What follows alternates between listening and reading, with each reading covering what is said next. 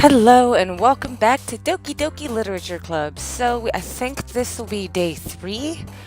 Of course, starting off with the poem, because the last episode we shared our first poem, and Yeti was very impressed with it, and Natsuki kind of liked it but gave me crap, and Sayori is Sayori, so she liked anything we did, and Monica gave us a tip about how to write better.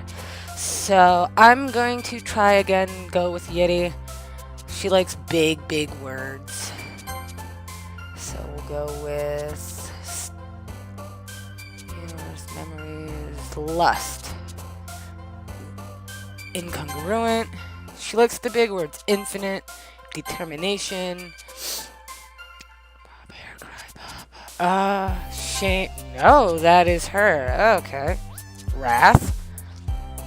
Meager, disoriented, frightening, heaven sent, inferno,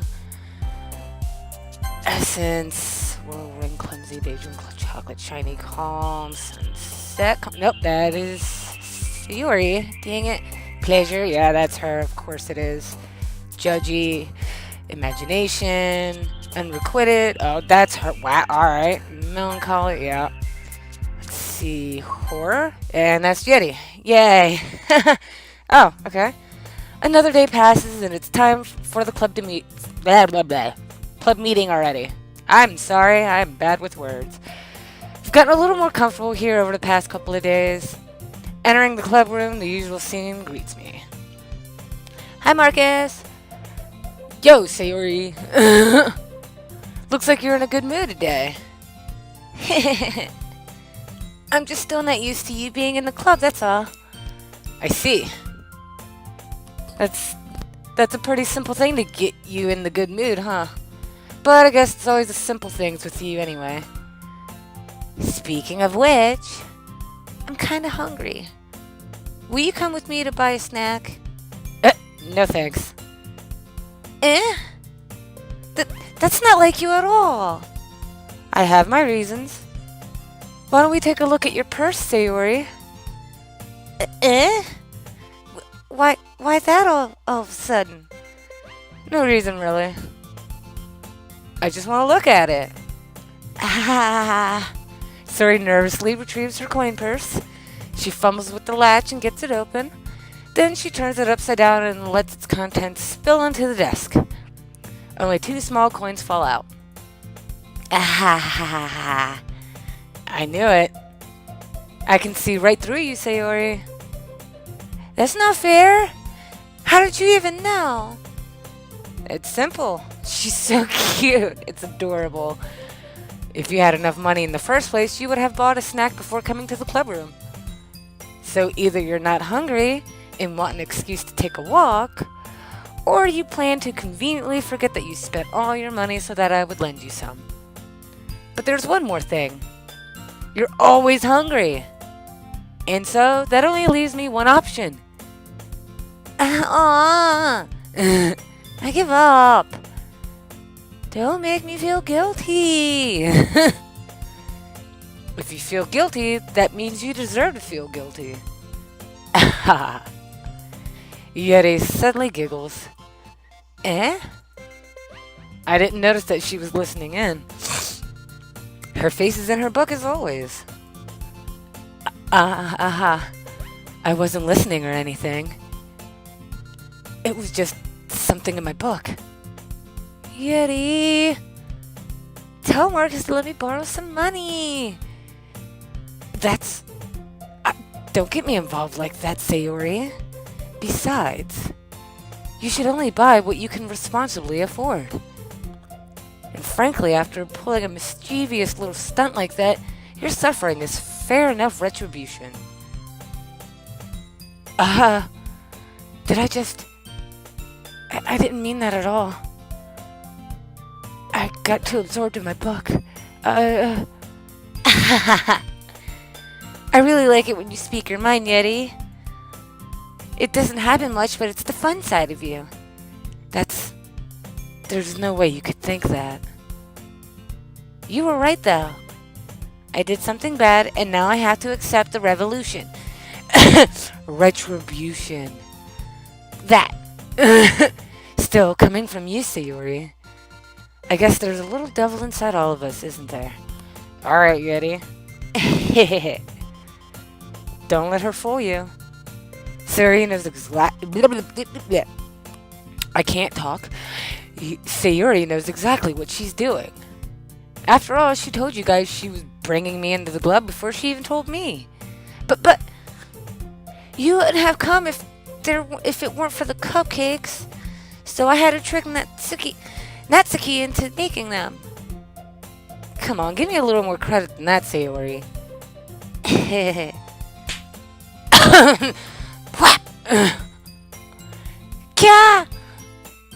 Out of nowhere, something smacks Sayori in the face and tumbles onto the desk. Ow. What was... A cookie! Sure enough, it's a giant cookie wrapped in plastic. Sayori glances around. Is this a miracle? It's because I paid my restitution? Retribution. Actually, that one almost worked. I was just gonna give it to you. But then I heard you blab about the cupcakes. It was totally worth seeing your reaction though. Natsuki! That's so nice of you! I'm so happy! Sayori hugs the cookie. She sounds like me. Sayori is me. I would hug cookies because I love food just as much as anybody. Jeez, just eat it. Sayori rapidly tears open the wrapper and takes a big bite. So good.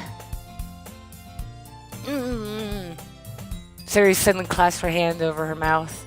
I bit my tongue. You're going through a lot over just one cookie. Natsuki takes a bite of her own cookie. Oh, yours looks pretty good too, Natsuki. Or Natsuki. Can I try it? Jeez. Beggars can't be choosers. But yours is chocolate. Yeah, why do you think I gave you that one? Fine. Still, I'm really happy you shared this one with me.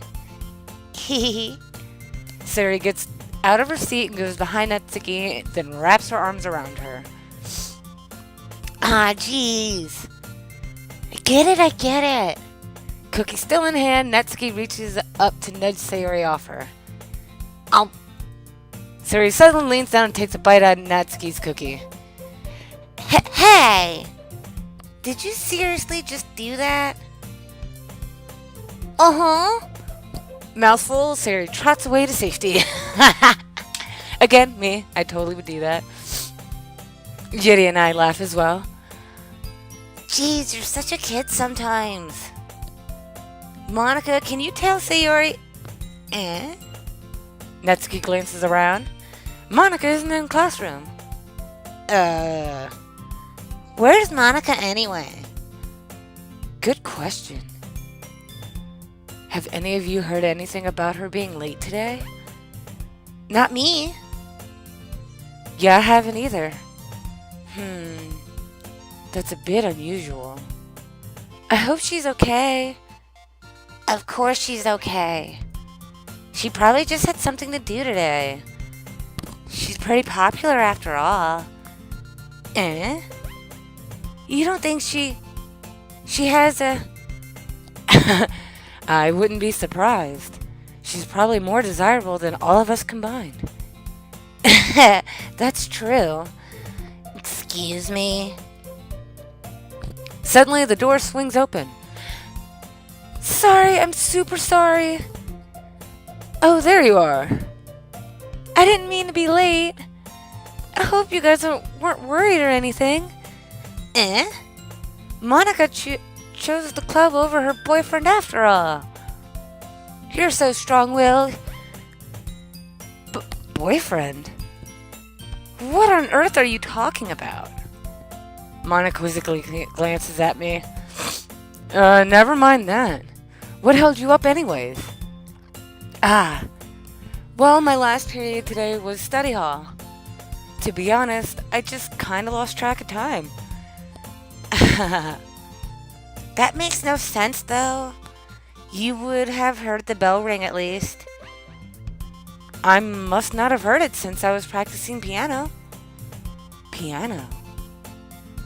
I wasn't aware you played music as well, Monica.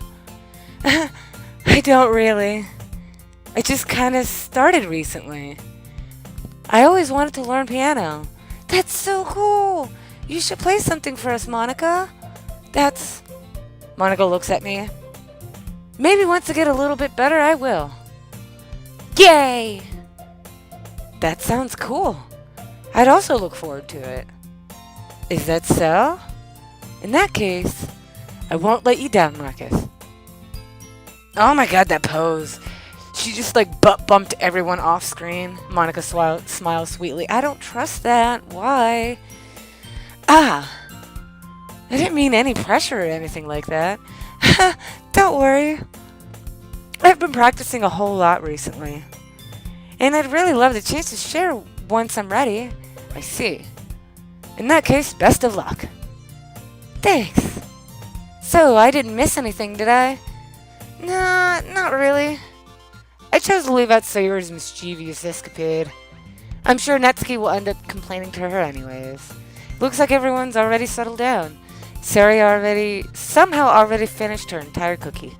Yuri is back to her book and Netsuki disappears into the closet.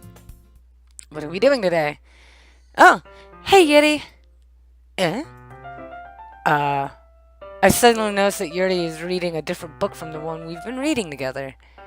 Sorry, I didn't mean to interrupt. Oh, no. I was just waiting for you. Oh, if that's the case, why don't we go ahead and get started? Yes, let's. Actually, I have a request. Do you mind if I make some tea first? Not at all. Thanks very much. If there's one thing that can make my reading time here any better, it's a nice cup of tea. Not to mention for yourself as well. Yet he stands up and makes her way to the closet. I follow and watch as she retrieves a small water pitcher from the shelf, the kind with a filter inside. Can you hold this for a sec? Sure. Yuri hands me the water pitcher and also fetches the electric kettle. I'm gonna plug this in at the teacher's desk and then we can go get some water. She walks past me and sets the kettle down on the teacher's desk. Simply watch her movements. To my surprise, the way she moves really contrasts her speaking mannerisms, especially because her long legs. Yuri appears elegant and methodical. Okay, may I have the water pitcher? Thanks, I'll be right back. Well, I might as well walk with you. Yeah, why not? Shall we go then? Yeah. Where are you two off to? Eh? What, Yuri was gonna make some tea, so suddenly I realized how weird it sounds to explain this to Monica. We're just filling the water pitcher. Oh, okay. Sorry, I was just a bit curious. That's kind of a one-person job, isn't it? Monica, please mind your own business for once. Or do you want to tell me there's something wrong with helping to involve Marcus in the club activities? My mouth gapes. I suppose there's nothing wrong with that. Then let's go, Marcus. Yuri quickly exits the room and I follow. Jeez. So Yuri's getting a little snappy more defensive about, anything that involves me and her, which is a bit weird. Sorry about that. Once in the hallway, she suddenly puts her forehead against the wall. I spoke without thinking. How could I say something like that? Yuri. Something about the way she said that. It made me feel so irritated. What's wrong with me? No, Yuri. I think you did the right thing. I wasn't expecting it, but it's also not right for Monica to judge people like that.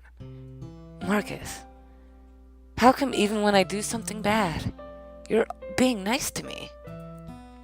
Because nothing that you do is as bad as you make it seem in your head. Nobody's perfect. We have emotions and we can't always hide them away. But you always amplify things in your head. Your mind turns to a light rain shower into a hurricane. Oh, your mind turns a light rain shower into a hurricane. My bad. Ah, no. Wouldn't you hate me for something as terrible as that? Why would I hate you? I can't hate someone for having emotions. What kind of friend would do that? Friend, you say?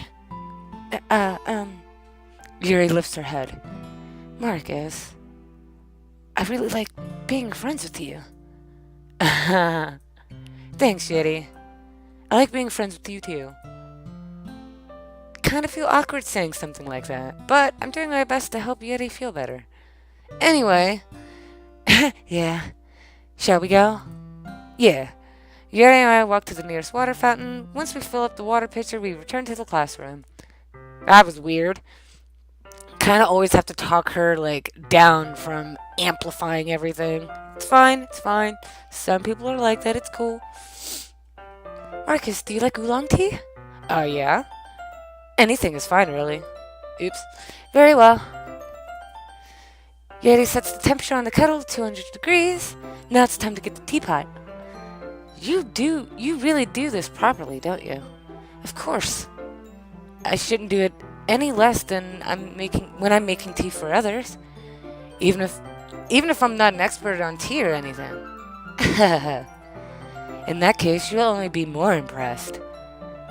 Perhaps I will. Yeti fetches the teapot and begins measuring the tea leaves. To my surprise, she starts humming a little to herself.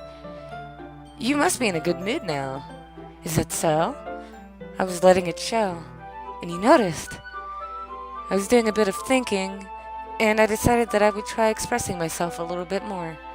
Turns out it's not very hard for me to do. When it's you who's around anyway. Aha.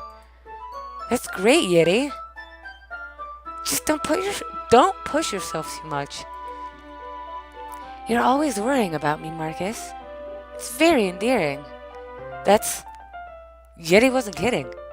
I don't even know if I can keep up with this. I watch Yeti pour a cup of tea for each of us. Marcus, I have another request. Do you mind if we sit on the floor today? Why is that?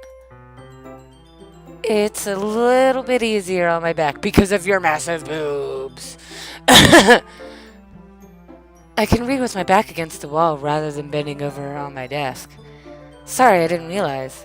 No worries. I just have back pains fairly regularly, so I'm doing my best to manage it. Is that so? I wonder why that is. It's most likely because of your posture, right? I had to save it. I can't let her just go ahead and embarrassingly say it's her boobs, but it's totally her boobs. Always hunched over like that while reading? Yes! I have terrible reading posture, sure. So that's why we should sit on the floor. Yeah, totally that. Fair enough. I'll go ahead and get the book. I retrieve the book from my bag. I have some chocolate as well. It's a bag of small chocolate candies that I kept hidden from Sayori's candy radar. I take it since it'll go well with the tea. And Yeti and I sit against the wall, teacups at our sides.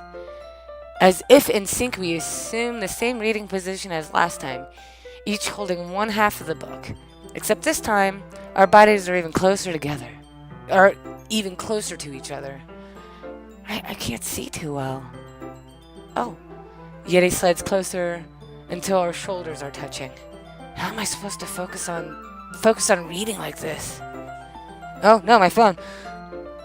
Sorry about that if you heard that, my bad. There's an alarm to wake me up, and I got up earlier.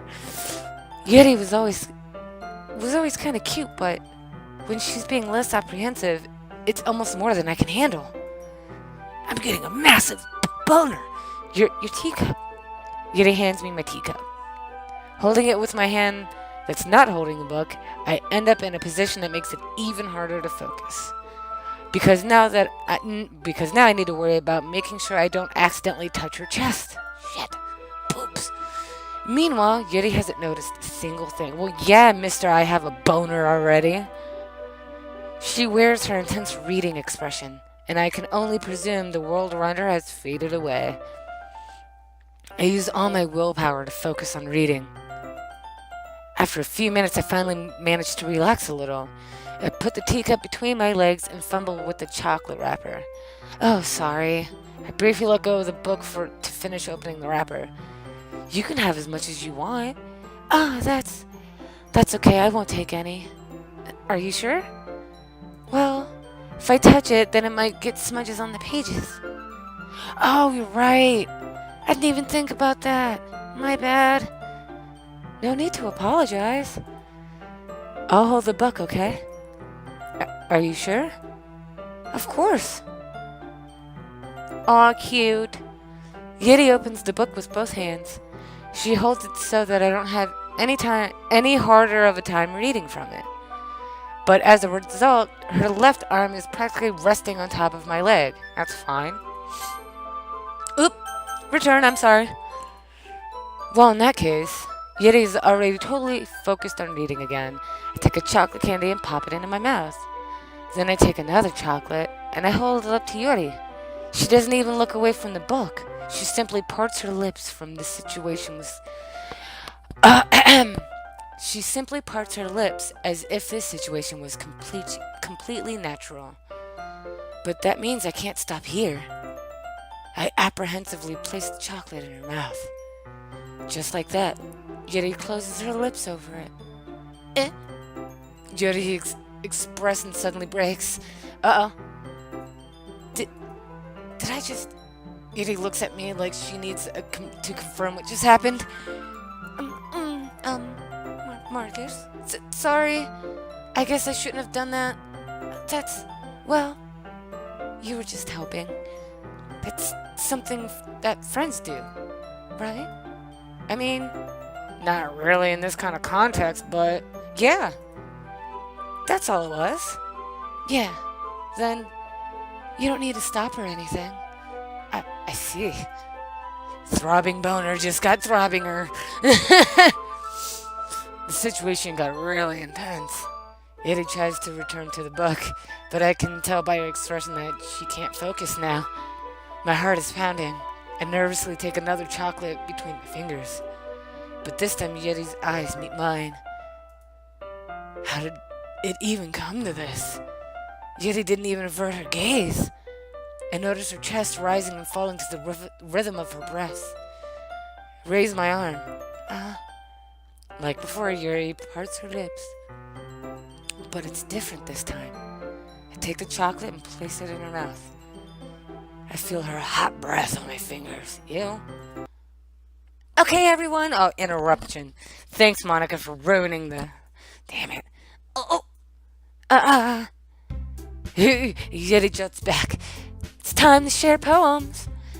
Marcus, can you help me to put the tea stuff away, right? Yeah, of course. I gotta hide my boner. Shit. Okay, thanks. The spell is abruptly broken. I'll take care of the cups. Yeah.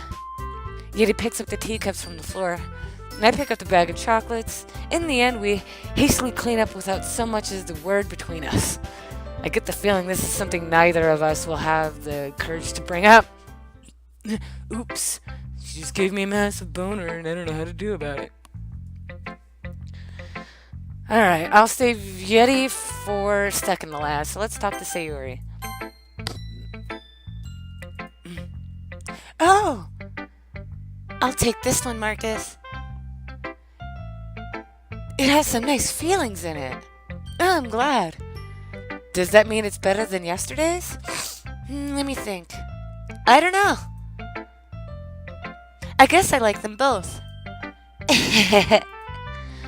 That's not very helpful, you know. Well, I'm not very good at figuring out if poems are good or bad. But that's why I just go by my heart. If that makes me feeling things, then it must be a good poem. I'm not sure that's exactly how that works. Then again, I guess conveying feelings is a pretty important part of the whole thing. Yeah, maybe. Honestly, I don't even know what kind of writing you like in the first place. Yeah, me neither. Uh, why don't you at least try giving it some thought? Aw, you want to write something for me? That's so sweet. Yeah, right. But you're always thinking about other people. You need to think about yourself once in a while. If you don't, you might end up getting hurt at some point. Eh? Well, I don't really know what you mean, but I'll try to keep it in mind. Well, whatever. Anyway, let's see. I guess I like happy poems. Wait, sometimes I like sad poems too. Sometimes a little bit of both? There's a word for that, right? What's the word I'm looking for? Bittersweet. Yeah. I like things that are happy and things that are sad. Happy and sad? I can't see you liking something sad, Sayuri. Well, I like happy the most. But sometimes when you have a little rain cloud in your head, a sad poem can help give the rain cloud a little hug. And make a happy rainbow. And make a nice happy rainbow. Sayuri, that's unexpectedly poetic. Is it? Maybe I'm getting better at expressing my feelings after all.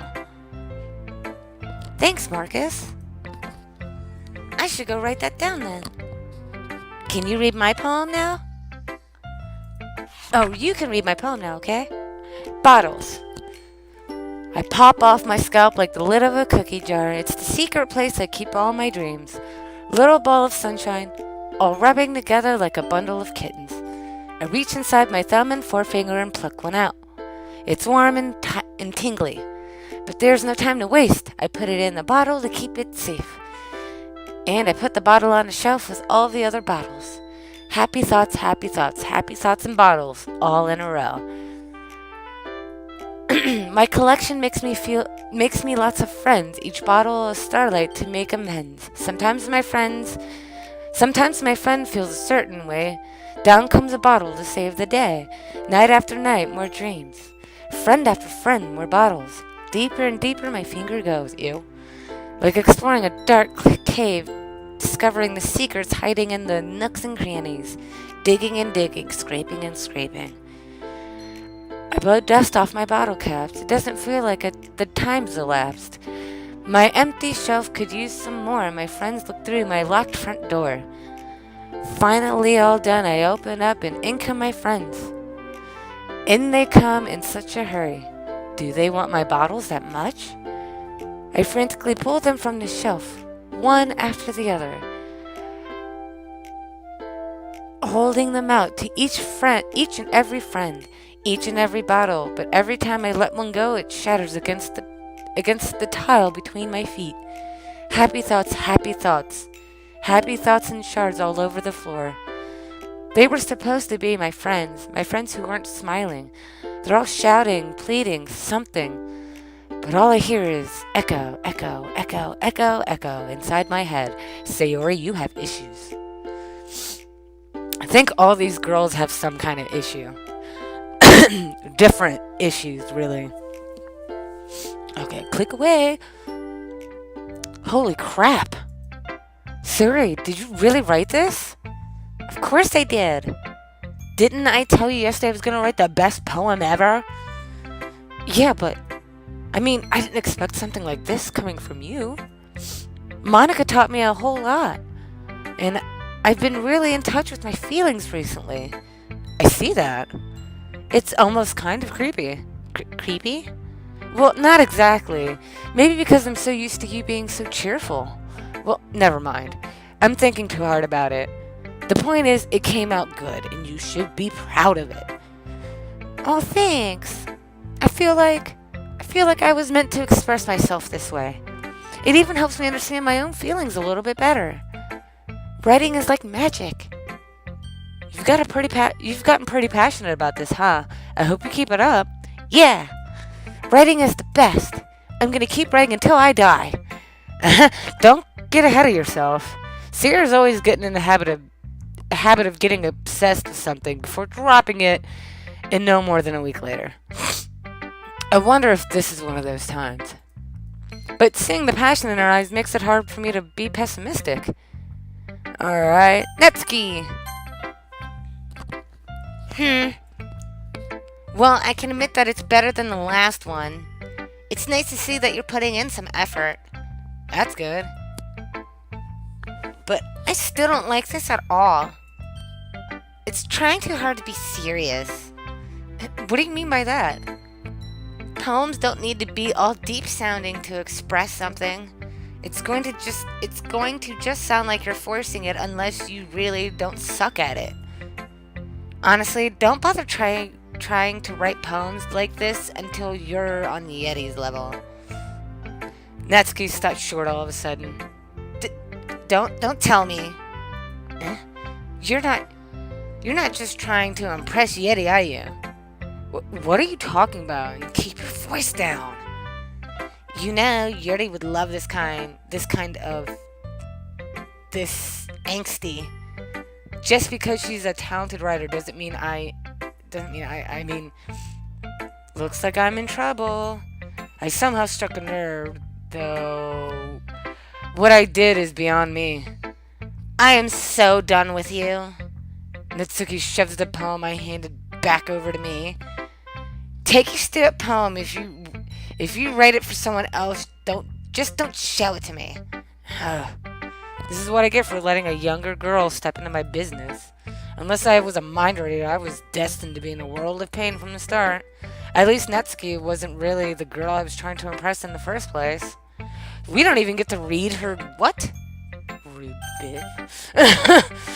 I cannot stand Natsuki. She's one of those little know-it-alls that want to punch in the throat. Anyway, sorry. Let's see what you've written for today. Yeti stares at the poem with a surprised expression on her face. Did you like it? Marcus, this one might even be better than yesterday's. How did you even pick up on this so quickly? Just yesterday I was telling you the kind of techniques worth practicing. Maybe that's why. You did a good job explaining. I really wanted to try and give it more imagery. Your Yeti visibly swallows. Gulp. Whatever. Even her hands are pure sweaty. Sweaty. Sorry. I'm not used to this. Used to what? I don't know. It's fine. Take your time. Yeti breathes, collects her thoughts. I know that Yeti likes to think before she speaks, so I offer that patience to her. Yeah, just being appreciated like this, I guess. It probably sounds really stupid, but seeing someone motivated by my writing just makes me really happy. Are you saying you've never shared your writing before? Yeti nods. Really? I don't believe it. I really only write for myself. And besides, people would just laugh at me. Do you really think that? Again, Yeti nods. Huh? Even your close friends? Yeti doesn't respond to that. I wonder why. Anyway, do you want to share the poem you wrote today? Yeah, I do. If it's with you. The raccoon. Oh, jeez. It happened in the dead of night while I was slicing bread for a guilty snack. My attention was caught by the scuttering of a raccoon outside my window. That was, I believe, the first time I noticed my strange tendencies I cannot read that. As an unordinary human. I gave the raccoon a piece of bread, my subconscious well aware of the coincidence. Well aware that a raccoon that is fed will always come back for more. The enticing beauty of my cutting knife was the symptom. The bread, my hungry curiosity, the raccoon, an urge. The moon increments its phase and reflects that much more light off of my cutting knife. The very same light that glistens in the eyes of the raccoon friend. I slice the bread, fresh and soft. The raccoon becomes excited. Or perhaps I'm merely projecting my emotions onto the newly satisfied animal. The raccoon has taken to following me. You could say that we've gotten quite used to each other. The raccoon becomes hungry more and more frequently, so my bread is always handy. Every time I brandish my cutting knife, the raccoon shows me its excitement. A rush of blood, classic Pavlovian conditioning. I slice the bread and I feel myself again. All right, Yuri, that one's a little bit weird. I was a little more daring with this one than yesterday's. I can see that. It's a lot more metaphorical. I don't know if it's my fault, but I can't begin to imagine that this poem is about. That's right. It's a bit closer to my preferred writing style, using the poems as a canvas to express vivid imagery and conveying emotions through them. Yeah, if I take it at face value, then I can't even figure out what it's supposed to mean. Well, I think it's something that different people can relate to in their own way. I wanted to express that way it feels for me to indulge in. My goodness, I'm so sorry. I wanted to express the way it feels for me to indulge in my more unusual habits. It's sort of things I'm usually forced to keep to myself. So I sometimes enjoy writing about them. Why do you keep them to yourself? Because they're embarrassing, and people would make fun of me. Don't you have anything like that, Marcus? Well, yeah, I guess I do. Feel like everyone has a little something like that. The best we can do is respect each other and our individualities, even if it's difficult sometimes and something makes us uncomfortable. After all, if I hadn't learned to embrace my own weirdness, I would probably hate myself. I might be ranting a little bit more now, but I'm glad that you're a good listener. You're good at a lot of things. Writing, listening. There really aren't many people like you, Marcus. That's exaggerating a little bit. It's just how I feel. I never thought I would feel so comfortable sharing my writing, but now I almost feel like I look forward to it. It's just a really nice feeling. And you're to thank for that. It's nothing, really. Yeti smiles sincerely at me. For just a moment, her timidness seemed to disappear. Yay! Alright, Monica. Hi again, Marcus. How's the writing going? Alright, I guess. I'll take that. As long as it's not going bad. I'm happy that you're applying yourself. Maybe soon you'll come up with a masterpiece. I wouldn't count on that. You never know. Want to share what you wrote for me today? Or wrote today, not for you? Sure, here you go. I gave my poem to Monica. Alright. This one's good. Feels like you're not only getting more comfortable with your style, but the imagery is better than the last one I read. Just wondering, but have you been finding inspiration in Yeti's writing style? I guess so. Can't deny that she's talented. Yeah, totally. I think her poems are the most romantic. That's the best way to describe it. She's like a totally different person when she picks up a pen. I noticed that too. Or when she's talking about literature, it's like the light turns on inside her. Sadly, it's hard to get much personal conversation out of her. Trust me, I've tried. Who knows what goes on in that head of hers? I hope you don't mean that in a bad way. No, of course not.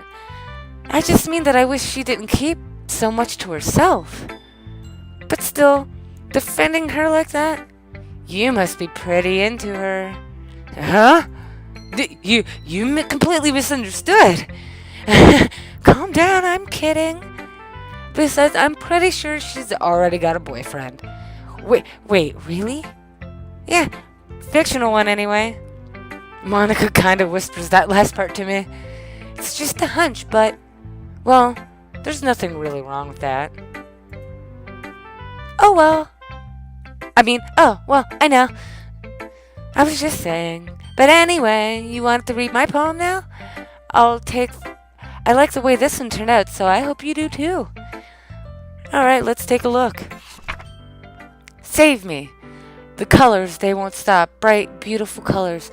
Flashing, expanding, piercing. Red, green, blue, and endless cacophony of meaningless noise. The noise, it won't stop. Vibrate, gyrating waveforms. Gravitating waveforms. Gyrating, why? Squeaking, screeching, piercing. Sine, cosine, tangent. Like playing a chalkboard on a turntable. Like playing a vinyl on a pizza crust. An endless poem of meaningless. Load me. There's a dirty joke in there, but what the fuck? That's too long of a gap, and that's weird. Save me, now load me. Huh. I'm gonna go ahead and save. I wonder if that's like a little code. Let's just see. If not, I messed up. It's even more abstract than your last one. Nope, didn't change. I guess it's just the way I write. I'm sorry if you don't like it. No, I never said that. It's just the kind of thing I've never really seen before, I guess. I kind of like playing with the space on my paper. Choosing where and how to space your words can totally change the mood of the poem. It's almost like magic. The way I write the lines really short makes it feel like they're trying to speak over the noise. I see. It's still hard for me to tell what it's about, though. Ha ha ha. Sometimes asking what the poem about isn't the right question. A poem can be as abstract as a physical expression of a feeling, or a conversation with the reader. So putting it that way, not every poem is about something. Anyway, here's Monica's writing tip of the day. Sometimes you find yourself facing a difficult decision. When that happens, don't forget to save your game. She's breaking the fourth wall. Why is she breaking the fourth wall?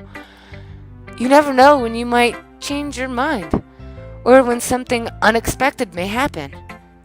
Wait, is this tip even about writing? What am I even talking about? That's my advice for today. Thanks for listening. Okay, everyone. We're all doing each other's poem. We're all done reading each other's poems, right? I have some extra planned today, so if everyone can come sit in the front of the room. Oh my god, I can't speak. I'm so sorry. Is this about the festival? Well, sort of. Do we really have to do something for the festival? It's not like we can put together anything good in just a few days. We'll just end up embarrassing ourselves instead of getting any new members. That's a concern of mine as well. I don't really do well with last-minute preparations. Don't worry so much.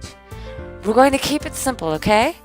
We don't need much more than a few decorations. Sayuri has been working on posters, and I've designed some pamphlets we can give out during the event. Okay, that's great and all, but that doesn't tell us what we're actually going to be doing for the event. Oh, sorry, I thought you heard about it already. We're going to be performing. Uh-oh. Performing? Monica? Yeah, we're going to be having a poetry performance. Each one of us is going to choose a poem to recite during the event. But the cool part is we're also going to let anyone else come up and recite poems too. Sayuri's putting it all on the posters in case anyone wants to prepare ahead of time. Sayuri, who's been coloring a poster, holds it up for us to see. Wish they would show us. Are you kidding me, Monica? You didn't already start putting those posters up, did you? Well, I did. Do you really think it's a bad idea? Well, no. It's not a bad idea. But I didn't sign up for this, you know. There is no way I'm going to be performing in front of a group of people like that. I agree with Natsuki. I could never in my life do something like that. Imagining, Yeti shakes her head. Guys, no, Sayori. I understand where they're coming from. Remember that Netsuki and Yeti never shared their poems with anyone until just a couple days ago. It's a lot to ask of them to recite their poems out loud to a whole room full of people. I guess I kind of overlooked that. So I'm sorry. But I still think we should give it our best. We're the only ones responsible for the fate of this club. If we start the event and each put on a good performance, then it will inspire others to do the same. And then most people who perform, the better we'll be able to show everyone what literature's all about. Yeah, it's about expressing your feelings, being intimate with yourself, finding new horizons, and having fun. That's right. It's those reasons that we're all in this club today. Don't you want to share that with others? To inspire them to find the same feelings that brought you here in the first place? Yeah, I know you do. I know we all do. And if all it takes is standing in front of the room for 2 minutes and reciting a poem, then I know you can do it. Natsuki and Yeti remain silent. Sayori looks worried. I guess that leaves me no choice. I agree. I don't think it's too much to ask. I think that Sayori and Monica have been trying really hard to get new members. The least we can do is help them out a little bit. Well, maybe, but it looks like Natsuki doesn't have any arguments left. Okay, fine. I guess I'll just have to get over with. I guess I'll just have to get it over with. All right. Oh, phew. Thanks, Natsuki. What about you, Yeti? Yeti dejected glances around at everyone else's expectant faces. I cannot read today. I'm so sorry. I guess I really don't have a choice. Yeah! Ha ha ha! That's everyone! That was a squeak. I didn't mean that. My bad. You're the best, Yeti. This club is seriously going to be the death of me. Oh gosh. You'll be fine, Yeti. But anyway, let's move on to the main event. I want each of you to choose a poem of yours. We're going to practice reciting them in front of each other. No way! No way. But Monica, this is too sudden. Well, if you can't recite your poems in front of the club, how do you expect to do it in front of strangers? Oh no. Don't worry. Excuse me. I'll start off to help everyone feel a little more comfortable. Can I go next? Haha, of course. Now let's see. Monica flips through her book to a specific poem she has in mind for herself. She then stands behind the podium. The title of this poem is The Way They Fly. Monica begins to recite her poem. Her clear, confident voice fills the room. More than that, her inflection is pristine. She knows exactly how to apply emotion to each line she recites, bringing the words to life. And is it something she's done before, or is she simply a natural? I glance around me. Everyone has their eyes on Monica. Sayori looks amazed. Yeti has an intense expression on her face that I don't understand. Finally, Monica finishes her recitation. The four of us applaud. Monica takes a breath and smiles. That was so good, Monica. Thank you very much. I was just hoping to set a good example. Are you ready to go next, Sayori? I'll go next. Oh, Yeti's fired up all of a sudden. Yuri clutches the piece of paper between her hands and stands up. Keeping her head down, she walks quickly over to the podium. The poem is called... Yuri anxiously glances at each of us. You can do it, Yeti. It's called After Image of the Crimson Eye. Yeti's voice shakes as she starts reading the poem. Just a moment ago, she practically refused to do this. Why is she suddenly putting in so much effort? As Yuri gets past the first couple lines, her voice changes. It's almost like what happens when Yuri gets absorbed into her books. Her quivering words transform into sharp syllables of a fierce, confident woman. The poem is full of twists and turns in its structure that she enunciates with perfect timing. This must be a weird glimpse into the whirling fire that Yuri keeps concealed inside of her head. Suddenly she finishes. Everyone is stunned. Yuri snaps back into reality and glances around her as if she's bewildered herself. It's up to me to save the situation. I'm the first to start applauding. Everyone joins me afterwards. We give Yuri the recognition she deserves. It's not that we didn't want to applaud for her, but we just got caught so off guard that we must have forgotten. As we applaud, Yuri holds the poem to her chest and rushes back to her seat. Yuri, that was really good. Thank you for sharing. Looks like Yuri's down for the count. Okay. I guess I'm next then. Sayori hops out of her chair and cheerfully walks to the podium. This one's called My Meadow. Aha! Sorry, I giggled. Sayori, it's a lot harder than I thought. How did you guys do it so easily? Try not to think of it like you're reciting to other people. Imagine you're reciting it to yourself, like in front of a mirror or in your own head. It's your poem, so it'll come out the best that way. I see. Okay then. She begins her poem. Somehow it feels like her soft voice was made for the perfect match. The poem isn't aimlessly cheery like Sayori is. It's serene and bittersweet. If I were to read this on paper, I wouldn't think much of it. But hearing it coming from Yeti's voice also gives it a whole new meaning. Maybe this is what Sayori meant when she said she likes my poems. It's like I get to reach more deeply into someone than I thought I knew, through and through.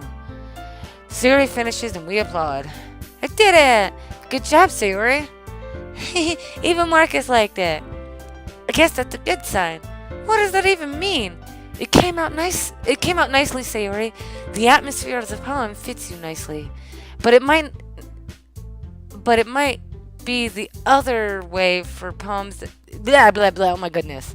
It might be that other poems wouldn't work quite as well with that kind of delivery. Huh? I don't really understand. In other words, I've seen poems of yours where that sort of gentle delivery would not work as well. They might need a little more force behind them, depending on what you're reading. Oh, I know what you mean. Well, I've been practicing that kind of thing. It's just embarrassing to do it in front of people.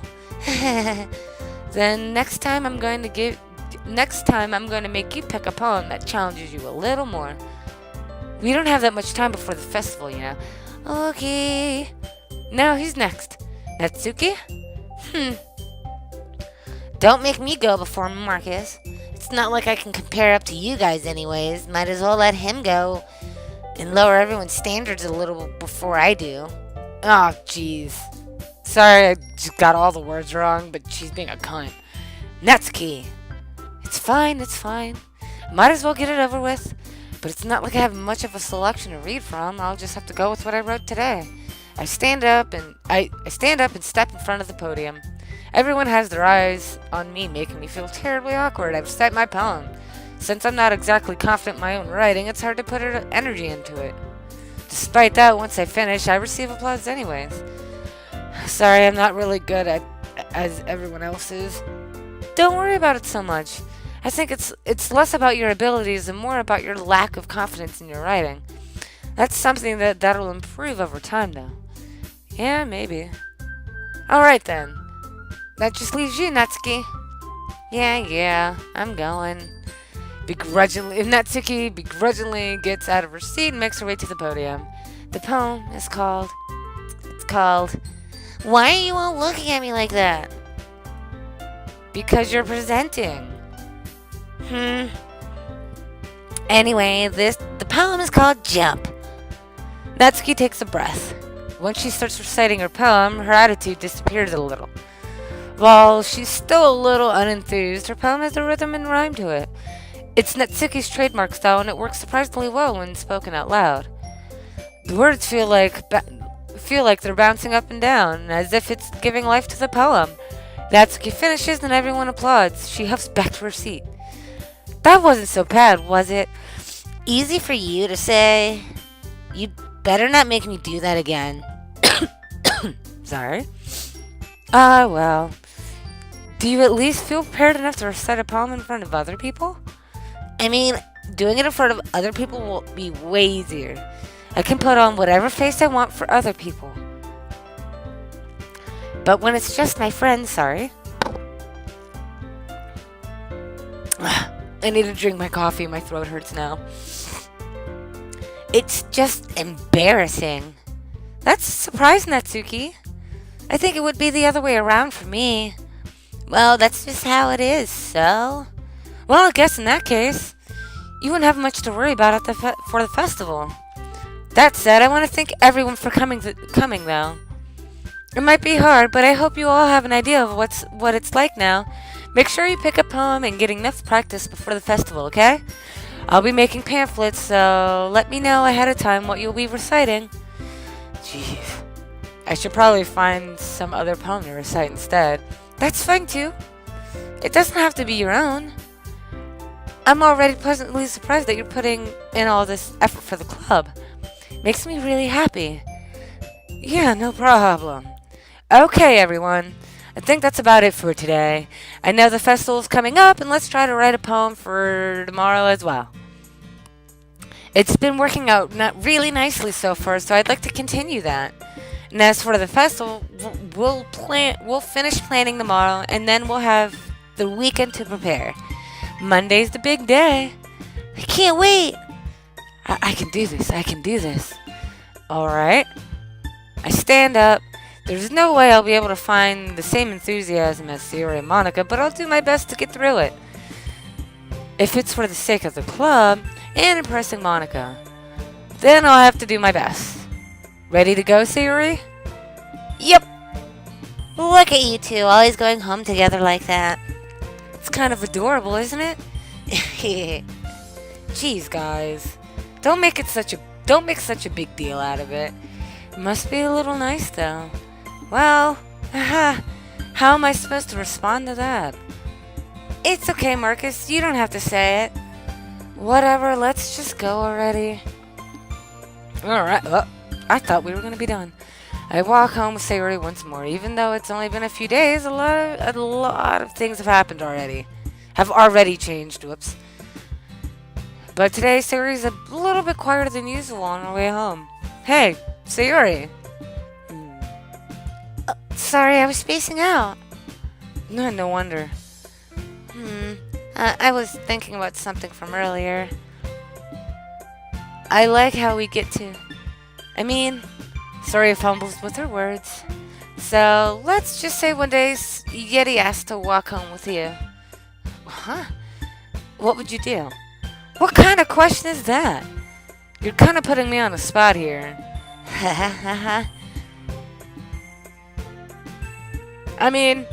I've seen the options of everyone picking just I would still walk with her. I like Yeti a lot. Sayori's my best friend, but if Yeti becomes my girlfriend, I'd be walking home with her because she's my girlfriend. And I like Yeti, so let's hope this doesn't break her. Walking home with Yeti, huh?